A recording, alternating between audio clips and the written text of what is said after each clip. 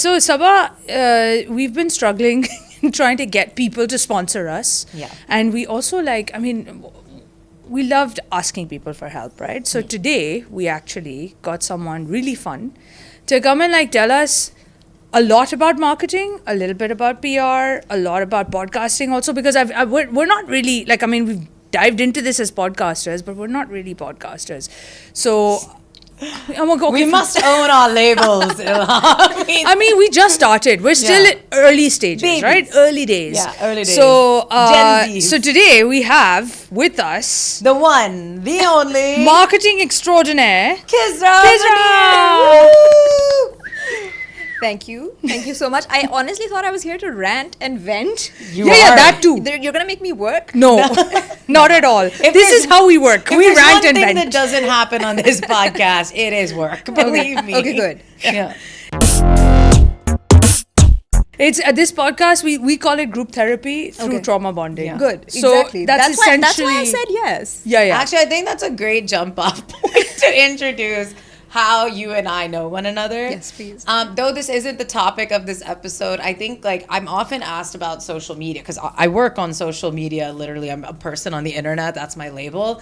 And people, oh, it's so toxic. It's so toxic. But I have found that I have met so many, especially incredible, supportive, badass women through Twitter, through Instagram and things like that. And actually, when you're a person on the internet, as you are, you get it. You will, even if you've never met people, you kind of know who your vibe is going to be. Yeah. And so Twitter had this thing where you could have close circle. But then people were talking about Elon Musk, so he got rid of it. But it essentially works like close friends on Instagram, where you could just tweet to your, the people you know who will get it. And I was in a very toxic job, and I was tweeting away on my close circle. And when I say they weren't angry or funny tweets, as Khizra, she was kind enough not to say, but she was like, a cry for help has been broadcast out. And you reached out to me and were like, hey, I don't want to make you uncomfortable, but if you want to talk, I'm here. Also, and, Sabah, that tweet was not on your close circle. Oh, it wasn't? One of them wasn't. I was like, delete. Oh, yeah. Delete. You haven't resigned yet. Yeah. And okay, well, good to know. So she saved me. She let me forge my own ending to that. But we talked, and since then, I feel like I was giving myself credit. We've been very supportive of each other's endeavors and stuff. I feel like a lot of me even sitting here right now has to do with the fact that you were like, girl, there's talent I recognize. And so, yeah, I'm very in debt to you. Thank you so much. I'm just going to say that I think as time has progressed and we're spending more time on social media. And for anyone who's not completely an extrovert, we've all found our social lives on social media. Yeah. So instead of, and especially in Pakistan, you're not going to clubs, you're not going to general hangout places. So Twitter and Instagram and all these places are where you're meeting like-minded people. Yes. Yeah. And I think the beauty of Twitter, unbanned Twitter, was that you could choose the people you wanted to be friends with, who you intellectually aligned with, whose jokes you laughed at, and who you were like, oh, that person looks cool. I'm just going to reply to that tweet. Yeah. So you're from the OG Twitterati is what I they am. call I it, am, right? actually. Yeah, I know you from there, right? Okay. Because I dabbled in Twitter initially. When it first launched, I was like, oh, what is this new cool network, this, that? And they had just launched in Pakistan, and then there was a whole list of people that were very active on it, and like you said, like-minded. All the conversations that were happening were very, I wouldn't say highbrow intellectual, but intellectual to the point that we could all connect on certain things together. So yeah, you're part of that elite Twitterati.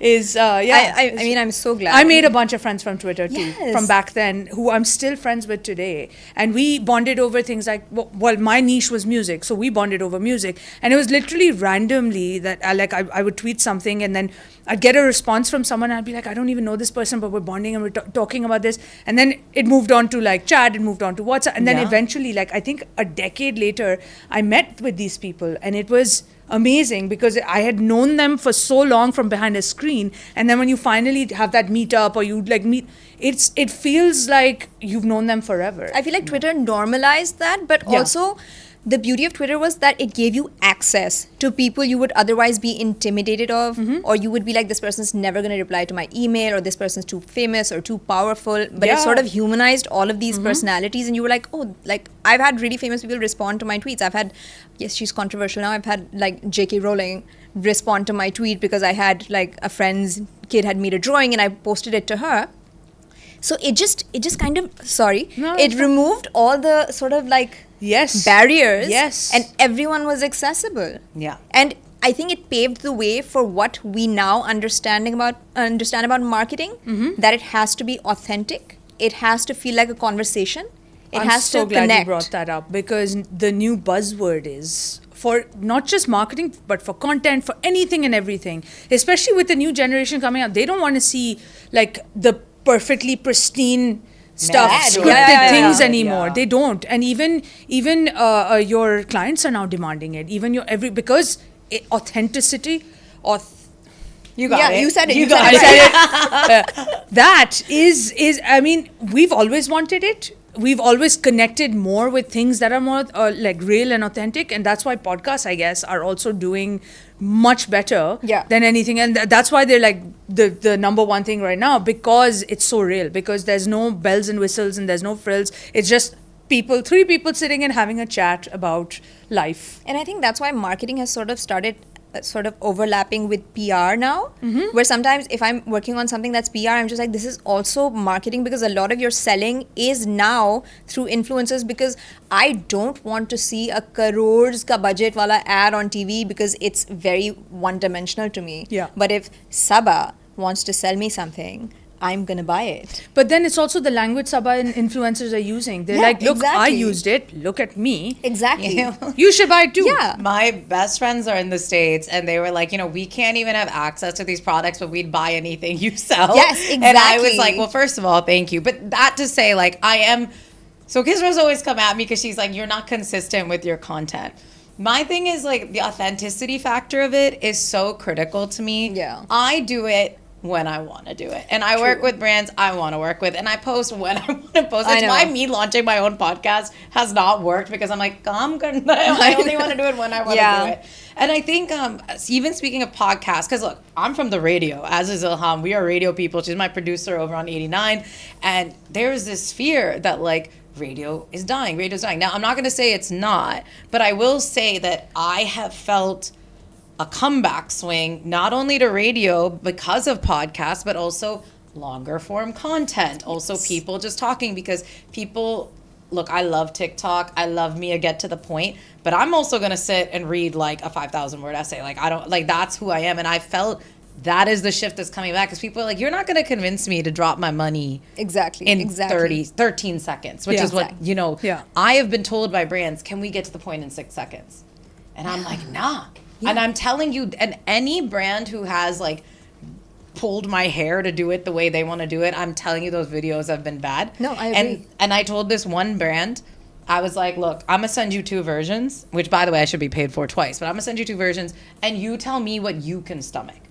My version went up, and then because I'm petty, I kept checking like who the other influencers they worked with, and I was like, I've outperformed every single one of them, even though my video was longer, even though I broke all the rules, because they just want to see a human talk to them. No, I feel like a lot of brands forget the objective of reaching out to a content creator or an influencer, because I will reach out to X person because I want to tap into their audience. I want to tap into the kind of following they've built or the kind of content they do. You cannot then send them a brief that you have to do all of this, and then they send you a script and you're like, can you rewrite this? No, they cannot. Then don't hire them. Because then why don't you just, I've had influencers be like, you know what, tell your brand, slash my money, tell them to just hire me as an actor. Because then I'm not going to post this on my profile. They can run it wherever they want, because this doesn't look like content I'd put out, and it will affect my other brand engagements. But do you think this is a very, I would again generalize it and be like, Pakistani problem? It comes with anything and everything, especially when you have a client. They think that they are king. They understand everything. But if you're hiring another company to do something for you, like for example, a client hires you for marketing, then you are hiring you for marketing. Your expertise is marketing. So let you do you. I think that's a problem. That I think it is a Pakistani problem, but I'm guessing it is a problem somewhere else too. It's a power struggle, and I feel like in Pakistan we're all so powerless generally in our lives that if someone gives us a designation where I can be a bully to someone who is under me, I'm gonna do it. Not me in general, No, but no, like but yeah. hypothetically. But that's how it And goes. like I've been in situations where I've been working on brands where the client I'm dealing with is someone who's just graduated 2 years ago, and I'm 10 years into my career, and they're talking down to me and telling me how to do my job. How is that happening? Can I tell you the craziest? Go It's not ahead. the craziest story. I promise we'll go beyond just, we can cut this even if we don't like it. This brand approaches me, okay? And they have, I mean, I'm sort of giving it away, but they've like launched other people's podcasts and stuff. So I respond because I'm like arrogant. I'm like, oh, they're finally, like they're reaching out to me, and then I don't have to worry about my own production and stuff like that. And they reached out to me, messaged me. I gave them my WhatsApp. They asked me my rates. And then they literally go, your numbers need to match your numbers. Like, you're not worth this, essentially. And they were like, you're only getting this many views, blah, blah, blah. Now, I'm so taken aback in that moment because, and I wish what I had done is gone to their page, screenshot their views, and sent it have been like, so more than you, because I'm Yeah. outperforming them by the hundreds You of should have done thousands. it, I know, but in the 100%. moment I was so pissed Yeah. that I was just like, hey, best of luck to you. I know what I'm worth, da-da-da. What I love is the very next day, one of my videos crossed 250,000. And I was like, hope you're watching. But I couldn't believe the audacity. you reached out to me. And it is these, I'm sorry, but it is bachas who have like recently graduated, Yeah. who they're getting at, you know, a very low price. They're being underpaid themselves. Please don't get me wrong. I don't think some marketing 24-year-old's like, I'm buying myself a car. I know that's not happening. But like, no training on how to speak to someone. Like, you're approaching me for your brand. Your brand would live on my page for the rest of eternity, or until I do, you know, a purge before like I launch a memoir or something. So it's like, why would you ever speak to me that way? I feel like there's a certain level of, and I'm revealing all of these things. There's a certain level of like your boss says, "Isko zyada sar pe na chadana." Like ऐसे बात करना, ऊपर से आके बात impossible करना. with So me. this is the kind of training that people are given कि ऊपर से आके I बात करना. have heard this multiple times. You know, so in like my the boss will career. say, you know, you treat them like shit, so they undervalue themselves. There's a lot of like gaslighting, and a it's lot embedded of in career culture, because whatever, we in all working want culture. to get the best price. Like it's like our moms. We're like, nahi chahiye, chalo, walk away with me, and you're just like, but Yeah. Yeah.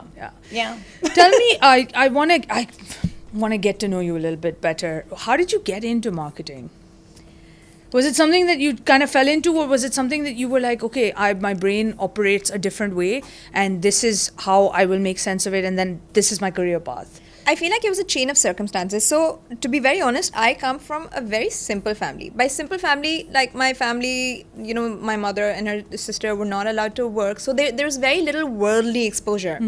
Yes, we were privileged and everything, but none of them were going to be able to tell me what career to go into apart from like Dr. Banjo. That's what I was going to say. Most people are like doctor, lawyer, the basic. So I knew I didn't want to be a doctor. Marketing is something different. No, so like I made my brother become a doctor. So there is a doctor in the family. Lovely. But I was like, I cannot do this. You know what? I'm going to do filmmaking. So of course, there's no other place that I could have thought of. And my mother, I went to school in Lahore as a Karachiite. So my mother flew to Karachi. So my mother flew to Karachi and she was like, oh, I found the university you're going to go to. Because she went to Indus Valley during thesis season and there was like installations and decor. And she was like, this is where she's going to go. I flew in. Obviously, I like didn't fly in just for that. Aana hi tha maine. I just don't want to sound like one of those fancy You're like people. the jet was parked Yeah. on Oh my top God, of they the just school. jumped into the jet. Yeah. Mom called. No, I went. I gave the admission test. They didn't have a filmmaking department, but they had a filmmaking minor, which for me in 2001, don't do the math on my age. In 2001, that was as good as it gets. So I did 4 years of communication design. And then after that, my level of sort of worldliness or exposure was that, okay, after this, I'm going to go do a desk job. You know, ठीक है, I'm going to do a job. ये मुझे पता था. But I didn't know what the world was outside of like my university or ad agency में होता भी क्या है. I didn't even know where to apply. And then I used to have a blog in those days. And on that blog, I used to write really fun sort of narratives of my very normal life. Yeah. And so one day I wrote this blog about getting caught in a traffic accident where a truck rammed into our car, and my mother getting out of the car and fighting with all these men and the men surrounding us. You know, the typical scenario of a woman in an accident where everybody wants to be a spectator but nobody wants to help. And while my mother is taking on everyone, I'm in the car in like my Indus clothes, like jeans and a little t-shirt, or you know, Y2K. Ugly teeny t-shirt. I'm literally being transported back into my life. And so I'm jumping out of the car and she's like, get dupatta kind of one. I was like, I wasn't carrying a dupatta. And she's like, "Achha, वापस गाड़ी में बैठो." So I wrote this whole narrative, and my then boss messaged me out of the blue. He's like, "Do you need a job? Because I need someone who can tell stories like you." Lovely. And that's literally how I landed my first job. That's awesome. Yeah. So that's a badass story. Blog to job is brilliant. It's the best. It's like one of my favorite stories because I didn't have to go through an interview process or anything. I mean, for you to start out like that, that's the dream, right? Because we're still waiting for someone to see our work and be like, we want you. We don't even want you to interview. No casting, nothing. We want you. No one has ever said that to me. No, I got very lucky because the us waqt, the sort of trajectory of joining an ad agency was you became a copywriter or you became a graphic designer. There was a lot of gatekeeping ads in that era. And also, like, do you know someone in the agency or whatever who'll give you like a push through the door? So I entered advertising and I started working on ads. Yeah. So within the first 2 years of my job, I got to go on a shoot to Thailand, and then it just started from there. So I'm so glad my boss didn't see a design I had made or some copy I had written. He saw like the storytelling. The real, So my start was really authentic. Best. Yeah, I was gonna say authentic and also very cool, very cool. Fun story. Thank you. Obviously, it's like the nature of the work I do too, right? Like I got into radio. I was a journalist, this and that, but I have never in my life like seen, I feel, Pakistanis especially be as creative, because when you're abroad, I was also going to be a doctor, like I was part of that track. But here I have noticed even a lot of our friends, like their start was in marketing ad agency. And I do feel like in Pakistan, it is a very like, people want it. They want to get in there. They really actually take pride in this. But you know, this majority of the kids, they study something completely like, because schools are only offering, especially back then. Like even during my time, there was no filmmaking that was offered. I have so much FOMO now. There was no world history that was offered. You don't have choices. There was economics, management, or then there was sciences. And you know, it was business or sciences.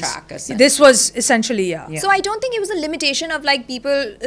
There was a limitation in vision of what people wanted to do. There was just, we didn't have TikTok, we didn't have Instagram, we didn't have like the internet giving us courses online which we could buy. I still had to go to the library to do research. You know, all of those things. So now when I look at all the things kids can do without actually even going to college. In 2020, the courses that were offered, like I went through them because we had nothing to do. And I was just like, I wish during my time when I was in the study mode, I had even 3 of these options. I would have picked something completely different just to open my brain a little bit. Not necessarily follow a career path down that road, but just to open my brain. I would have loved to have courses online or even thought about doing something different. I think even having an open mind of like what I'm studying and what it can be like applied to. Because when I was in university, I thought, "Main to doctor banungi, I like to cut, I like to sew, we're calling it a day." I didn't understand that organic chemistry was like a real problem. But I took so many sociology classes and like learning about the world in terms of like urban life and how we come to be, psychology. It was my favorite subject. Brain. Yeah, it was my favorite thing. So I was just taking it for fun. I'm not even getting minor, major, Joby in it. Because I think it was so like, I didn't understand that this doesn't mean you can only do certain things. Like the world can be open for you. That is interesting. Well, again, I knew this was going to be a trauma therapy session where it's like, I could have been something. I know. But I think the one thing that has sort of helped me is my FOMO/curiosity for different things. Like me wanting to be involved in different things and not wanting to say no to anything that comes my way. So with a lot of things, you know, when Twitter came, we wanted to be all over Twitter. When Instagram came, I wanted to know what Instagram was. I still need to know what the latest slang is. It's one of those things, like just this curiosity and feeling of FOMO about everything around me. I think it also helps in me being a better marketer. So like when I go to a client, I can tell them what's going on, what people are responding to, what people's reactions are, if something's going to fail or if something's going to succeed. So I think that really helped, just apart from the degree.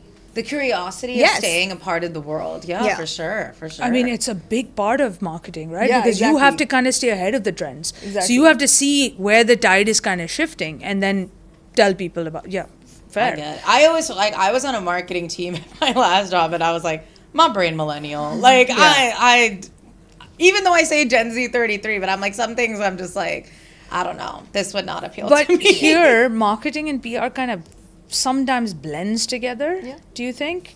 So, I mean, why is it that in Pakistan they don't have bifurcations? We were talking about this earlier. I'm like, in companies now, I understand that for lack of resources, lack of money, essentially it all comes down to money. They're kind of scaling down and they're making one person do the role of like four. Like I was saying, we used to have a full-fledged marketing team, one person doing one job, the other person doing on ground, the third person doing whatever. Now, one guy is doing all of that. Yeah. Social media included. Before it was separate. Why is it that, like, why do we keep doing this? Because you're not giving 100% to everything. I think first of all, it's legitimately companies not wanting to spend a lot of money on like a full resource team. But do they not understand that it's hurting them? No.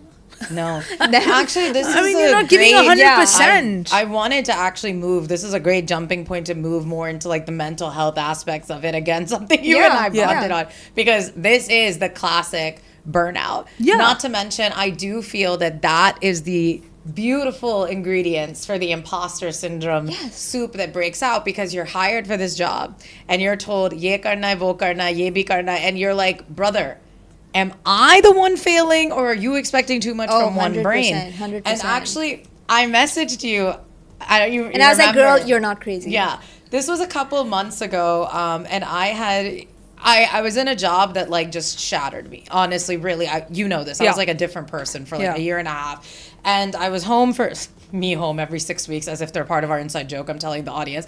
But I was home, and there was this very famous sort of like short story or poem, if you will, that went around during the pandemic that was about unpaid emotional labor and like what people were realizing that women have been going through all these centuries, that especially once they started working and then they'd come home and they're still expected to run their house. Yeah. And there was a very specific part of it where it was like, you know, your wife is a manager like in the office. So when she goes over there, she does her job and then she's done. She's not doing her underling's job. She's not doing the people that yes, she'll check in, she'll do this and that, but her job is putting the idea there and managing it happens, and that's it. But when she comes home, there's no end. It's all to her. Now, I'm paraphrasing, but I'm reading this and I'm like, Yeah. I think for the first time, I'm able to understand that I was hired for one thing and I did that one thing. But then I was told, no. You're not performing. You're not performing and you're not done, because you have to do the grunt work to make that one thing happen. You are a one-person army. But that's every place. That's every place. You are a one-person army. So can I please say that this is some of the motivation of then starting my own company? Yeah. Because I, at least for the last couple of years, I've been like head of marketing, comms director, etc., and I was struggling with this situation where I've been doing this for 20 years, so obviously I know what I'm doing. Yeah. But at the same time, 20 years ago, a lot of these technical skills were not required. So that expectation of me, the head of comms and the marketing director, not just knowing what's going on, but to technically be able to actually execute all of that, it was giving me imposter syndrome and making me doubt my own abilities, where like I know I'm good at my job, but there was a time where I was just like, am I really good at this? What am I doing What here? am I doing? Why am I doing? And then I was like, you know what? I'm not wrong. I'm good at a certain thing, so I'm just going to take a step back and call myself a consultant. Smart. Yeah. I am just telling you what you need to do. Go get someone else to do it. You know, I was told. You're giving me hope. Yeah, we lost at my last place. So me just constantly calling them out, but we like let go of our graphic designer for whatever reason. The person left. The space wasn't being filled, and like to the credit, one of the big people in charge was stepping in here and there. But eventually it got to the point where it's like, well, are we going to hire someone? And I was told, well, this is a skill set you need to develop. No. I don't actually need to become a graphic designer, believe it or not. And exactly. I don't need to become proficient in Canva, believe it or not. Like, you need to hire Exactly. because when this isn't working, I'm the one being blamed. A literal therapy session. I'm the one being blamed, but shouldn't you be blamed for not caring enough about your own company to put this in stronger hands? The amount of money I have spent on Coursera trying to learn new things and falling asleep in the course because I was like, I cannot do this while doing a full-time job and being present at home and then trying to do these courses. You know what? I can't do it. I actually like, I was going to just dive into the mental health aspects of it. So you started your own thing. Yeah. And did it give you a lot of peace of mind, or was it daunting to like jump into something that was just you? And like, how did you manage going into it? Because there's also that aspect, right? Where you're on your own, you're doing your own thing, and it's scary. It's a whole new world out there for you. So I'm not going to be irresponsible and say that it solved all my life's problems to not work in a company and to start my own company, because that comes with its own set of problems. Yeah. So yes, I didn't have to deal with incompetent management. I didn't have to deal with having to report to someone who probably like graduated 10 years after me or didn't know my job but had all of these like buzzwords and metrics and KPIs that all of these things that they just learned and they were expected of me. So yeah, that was great. Only reporting to myself.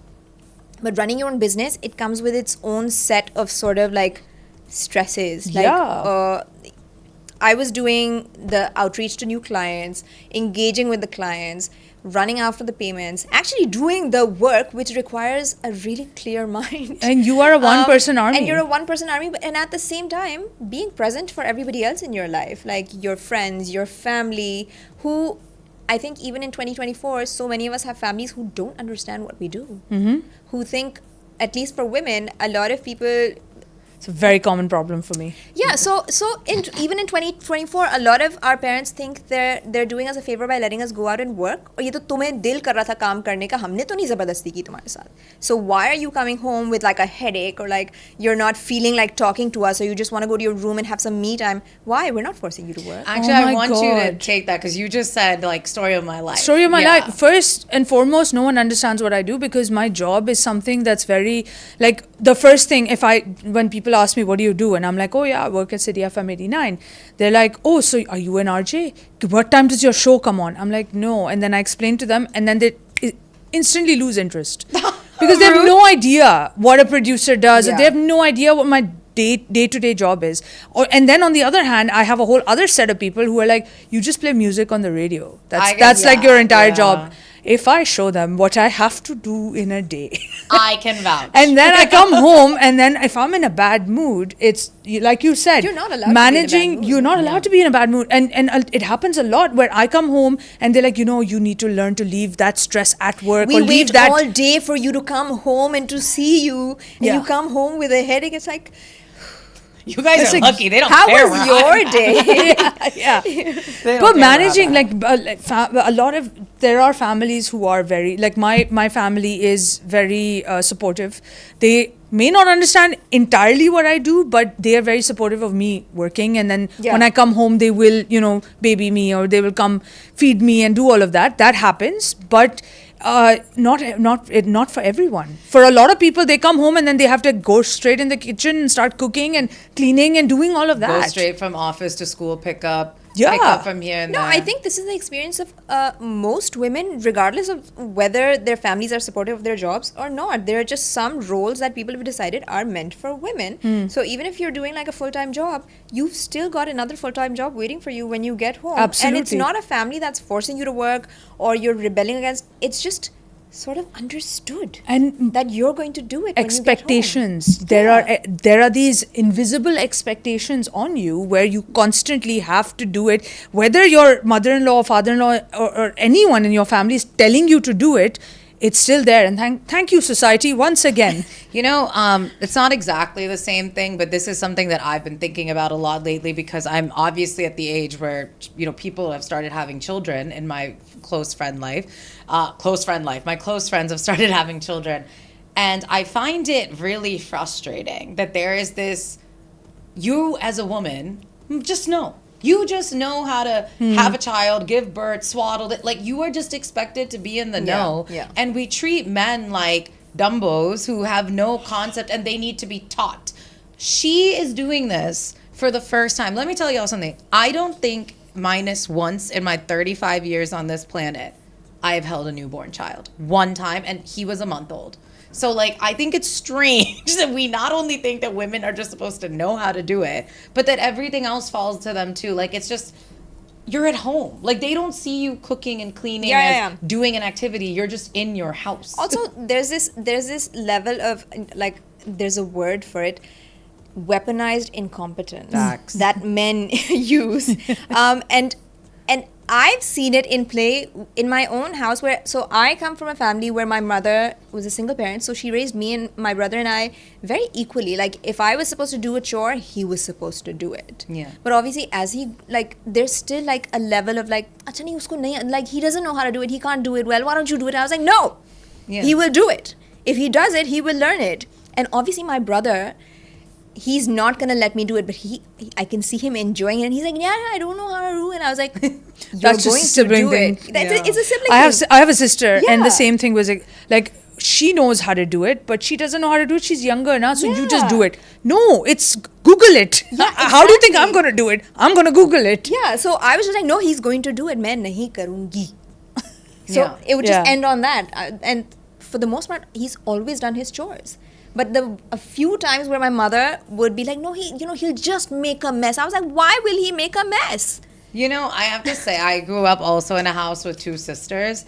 And honestly, I think my parents are thankful, because had that been introduced, like, you know, boys do this, girls do this, the way I would have aglagalified that house, like the resentment, because I see this resentment now in a lot of people, because it translates into your home. That now, you know, it's our culture. A lot of us, the next time we move out of our home, if it's not university or you've gone abroad for work or something, it's very rare. Like me and Elhaam, we've moved out of our parents' houses. We're living separately, but like, it's rare. Yeah. Mostly you're going into your shadi ka ghar and stuff.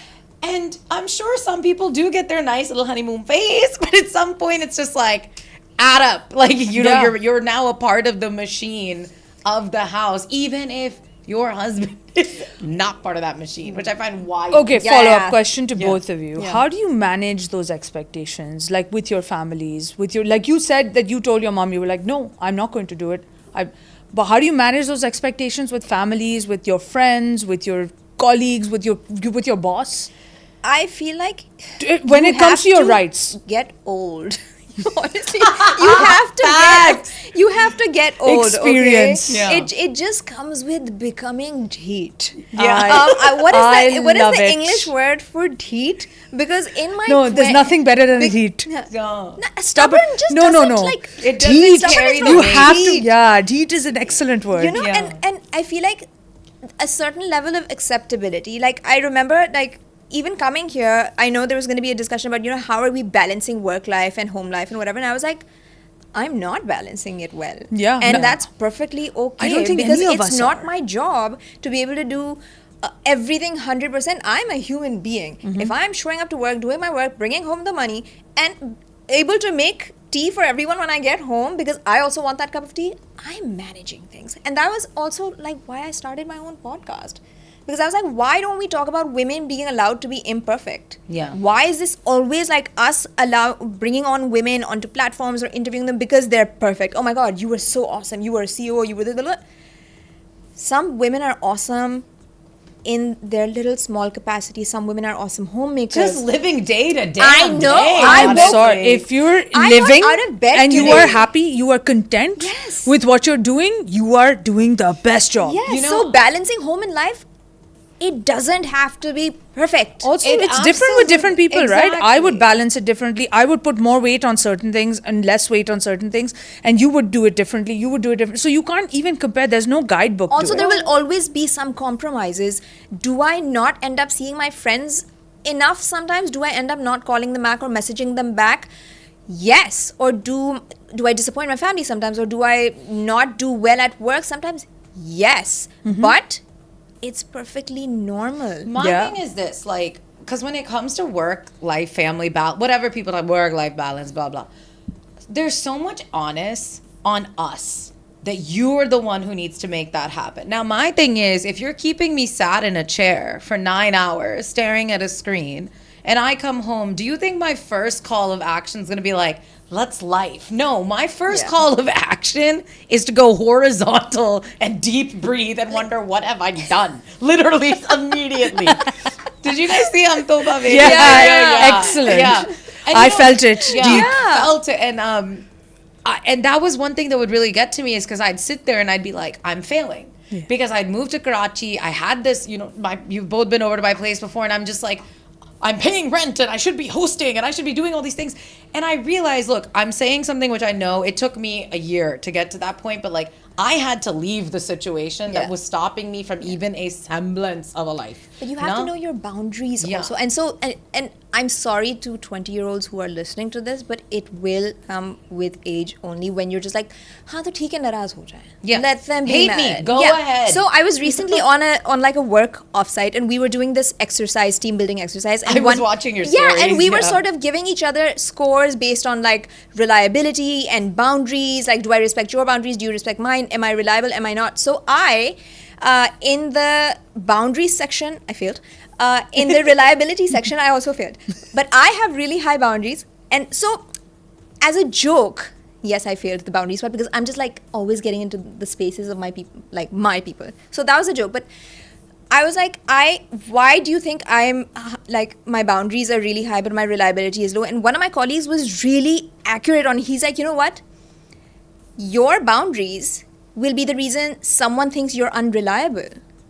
Which really made sense to me, that maybe he thinks you should be saying yes and being on top of things and should be showing up to everything. But maybe he doesn't know that your boundaries don't allow you to conform to a lot of the things he's expecting you to do. Dude, so maybe your boundaries are the reason someone thinks you're unreliable. And that was so validating. I was like, that is why. You were my therapist, I swear, because again, one of like... Do you get what I'm saying? Yeah, because there was a problem with me one time, like eating lunch by myself. And like, it's not that it was a boundary. It's that, look, I don't have a car. I cannot leave this place. And if I'm eating and I'm, shoving some, chicken into my mouth, maybe I want to do it while watching a little episode. Yeah. I don't need to socialize 9 hours through the damn day. And it was like a padda. Every week, Sabah's not doing lunch with us. Sabah doesn't want to eat lunch with us. And you're so right. So then the narrative becomes, she's not down with company culture. Whereas like my narrative is like, y'all are crazy. But I refuse. But did someone ever come and ask you why you're doing that? And you told them that I just want to watch an episode and I want to do my own thing. A new person joined our team who I was friends with. We have known each other for years because of fashion industry and stuff. So the first Friday he joined Fridays, we had a 2-hour break. And so I was like, hey, let me take you to lunch. And like, I was also, happy to like sit with a friend. I just moved here, it was a little tough, obviously. So we're packing up to go to lunch and somebody's like, wow, these Friday lunches, they're important for team culture. So like once in a while, it wouldn't hurt for you to join them. I'd been working there for 3 weeks. I turned to her, and again, this comes with age. And I was like, I need to understand right now, am I allocated a break, or do you get to decide how I spend my break? It was like pin drop silent. And I was like, and she was like, oh, no. And I was like, no, I'm dead serious. Yeah. Because this keeps being a problem. Am I allowed to eat lunch the way I want to, or do you decide how I eat lunch?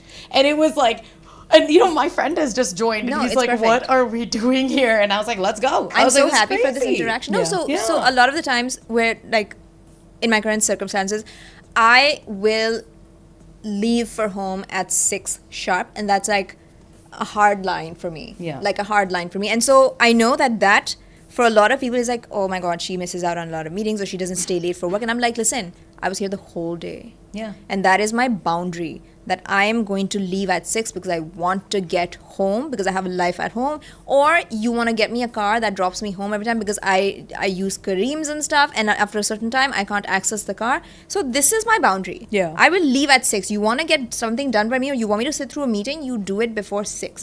So if you think I'm unreliable because I don't stay past 6, That is your problem, but that is my boundary. But you know, this is something that the new generation has learned early on, and I'm they are so enforcing. envious of that. Same. Same. Like they will just be like, you know what?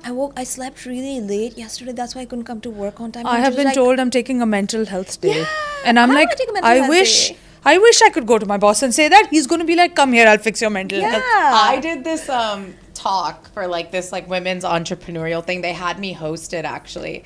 And one by one, I saw, not all of them, but like a good amount of them were kind of like, you know, these Gen Z employees and da-da-da. And I actually saw a couple Gen Zs in the audience kind of, and I went up there and I was like... They're going to hate us. No, but I went up there and I celebrated them. I was like, I'm actually 100% in that ideology because if I die tomorrow, there will be a new me. Yeah. You will hire me.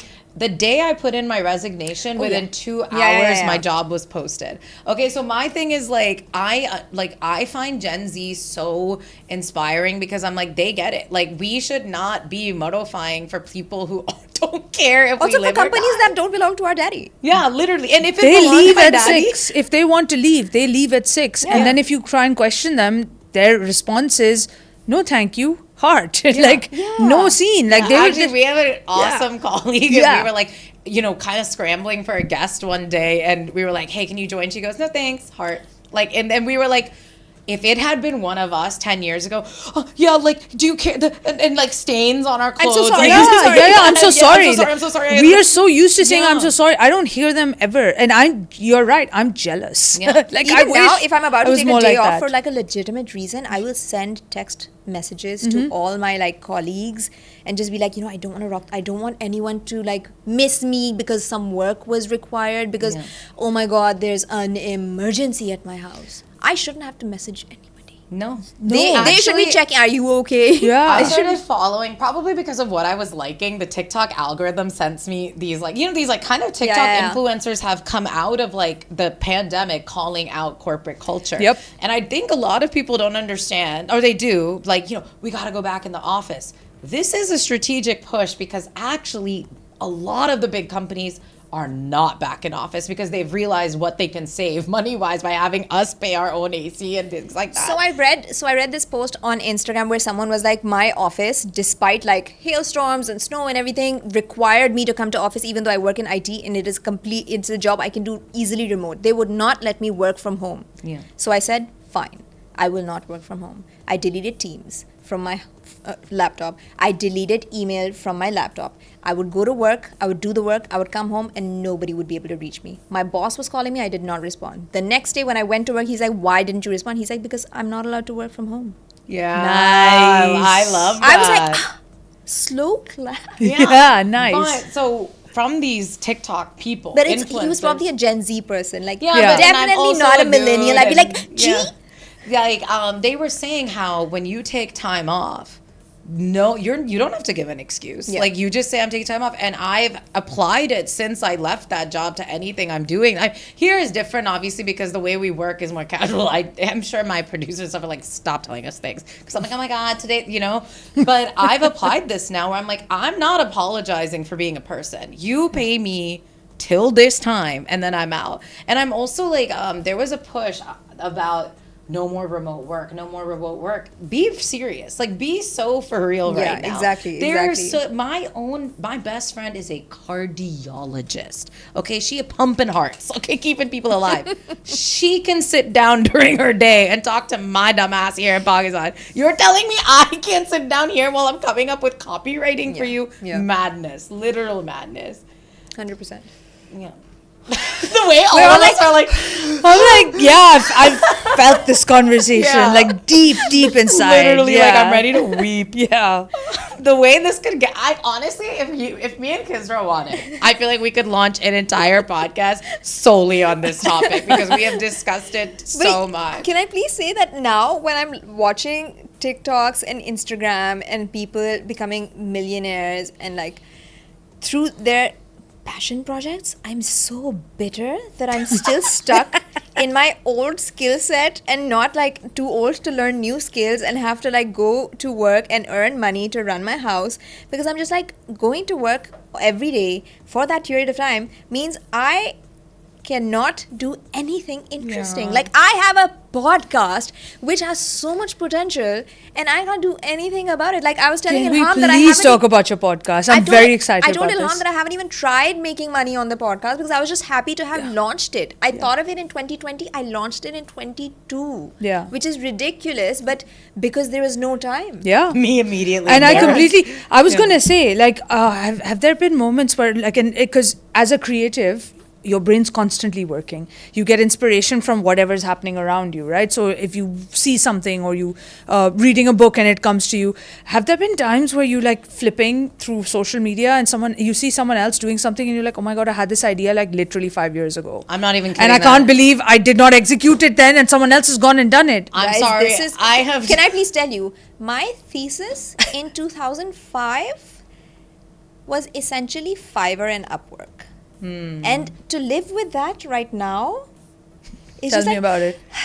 Do you guys know who Drew Alfwallow is? No. I believe I've mentioned her on the podcast before. So she during the pandemic when TikTok had really picked up, her whole thing was like commenting on just horrible things men were saying on that app. Like the red pill men and the Andrew Tate types and stuff. From that, she has 2 extremely successful podcasts. She has a book that is coming out. And honestly, I love her. She's a huge inspiration to me. But who also made videos on the internet talking about men's behavior for a very long time. And I sit there and I'm just like, I don't think there can only be one of us. Don't get me wrong. Like, again, I'm a huge supporter of her. Literally bought her book, follow her on everything. Love her, love her, love her. But I'm like, Sabah, Bano, Malik, your whole shtick is this. And you did nothing with it. And I am sort of just like... No, I come from advertising where some of the best concepts I've come up with are in a folder somewhere on like an old PC I used to use. Like not even the graveyard of ideas, literally. Exactly. Where my laptop is literally where ideas go to die. I have folders and folders. But like when I look at content on Instagram, so my content on my personal Instagram pages is essentially influencer content. Like I do style videos for myself because I enjoy them, or like funny transition videos and stuff like that. Because I'm just like, you're learning also, right? No, I'm like, this is what I do. It's what I've been doing for 20 years. But the thing is, I'd respect the fact that content creation is a full-time job. It is a full-time job. A lot of time and effort, and I swear to God, I don't know if you're allowed to swear, but if I had the time, it would be over for all you bitches.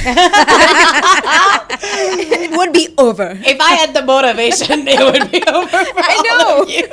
This is honestly like, this is what I tell myself. I was like, you just don't have time, otherwise people are not ready. I bought a ring light, I bought everything. It's just sitting, I haven't even unpacked it because I'm just like, kab karungi? Like, when will I do it? This is a common problem. But I do want to really just like end on your podcast. Like I really want to discuss it because we were discussing podcasts and I obviously went on a whole other tangent as usual and went really deep, really fast. But like, tell me a little bit about your podcast. So this whole conversation all of us have been having is the perfect lead into the podcast. I mean, if anyone actually watches, like, inshallah, if anyone watches this episode through and through, you'll realize that I am perfectly okay with not being perfect.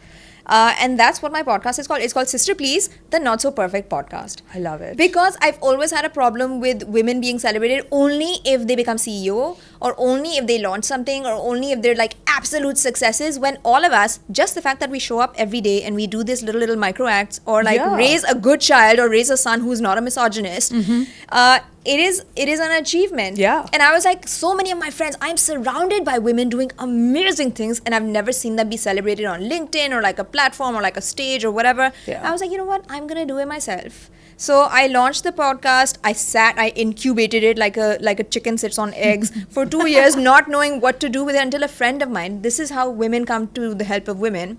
A friend of mine was like, what do you need? I'm sick of hearing you talk about it. I was like, I need resources, I need editors, I need cameras. She's like, mere office aajo. Come to my office, use my boardroom. We have cameras, we have editors. We'll do it. Okay, it'll be a project for us. You have a podcast. And then I had a podcast. I literally called in all my friends and all the women I found through the internet. Literally, some of my bestest friends are women I have found on the internet. One of your producers I met on the internet. And we are now like neighbors and besties. We're like, we just know the intricacies of each other's lives. But that is what my podcast is about. I was like, if we make bloopers, it's fine. If we're not on time, it's fine. If my hair is out of place, it's fine. It's the not so perfect Because podcast. you're real and authentic.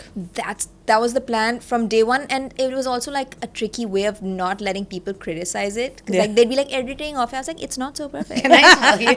That's brilliant. Somebody once said to me, like, you know, sometimes your videos look like janky, like you put them on your phone, and I'm like, exactly. Yeah, And I'm like, exactly. and that's what I'm pitching you, and that's what you're gonna get. I'm like, don't expect more. Exactly. That's my vibe. Yeah. This conversation was incredibly cathartic. I have to say, And also validating. validating, Yeah. and, which is again what Sister Please is really about. Yeah. is like Essentially. hearing it. Thank you so much for joining us today. Really. you. Thank you And so I just want you all to know we could have gone for like 3 more hours. Of course we could We're just have. like, Yeah. is time running out? Because I'm like watching everyone like, Yeah. no, time's run out. But again, wait, where can everyone find you? You can find me on Instagram, Sister Please Official. Twitter? Sister Please PLZ. Khizam on Twitter until the Twitter ban. I am not saying anything on it because I refuse to use VPNs. Okay, guys, it's a horrible experience. But find me on Instagram, like Sister Please Official, Sister PLZ Official. Woo. Awesome. Thank you. By the way, it's not known as Twitter anymore. We It's don't X. care. Yeah, Kurt, But no, X but we and- refuse. No, the We website. refuse. By the way, the URL is still Twitter. Yeah. No, but they've officially X, changed previously it now. known as Twitter. Yeah, or yeah, something. yeah. Like I Is it? refuse to call Yeah, it they've that. changed. I know. They've officially changed I it know. now. I refuse to call Yeah. it, but just for the... It's okay, we don't care. We'll still call it thing is, Twitter. Elon Musk is so weak and pathetic. I The fact that we know. won't give in hurts him. So I I, know. don't want to Yeah. give in. Yeah. Like, Yeah, just because Like- he Yeah. knows like that we won't give in. he's so petty. Like, if he randomly saw this video, he'd go find us and like delete Have our us accounts. blocked off Like, Twitter, for sure. he's Let's so put this in there and tag him. He has done it. Okay, guys. All right. All right, Khizra, thank you so much. Thank you This- for being here with us. Thank you so and much for inviting me. I having had this I had a chat. great time. Yeah. Yeah. Cathartic, validating. Sister, please. Sister, please. And we'll talk to you next time. Bye. Take care.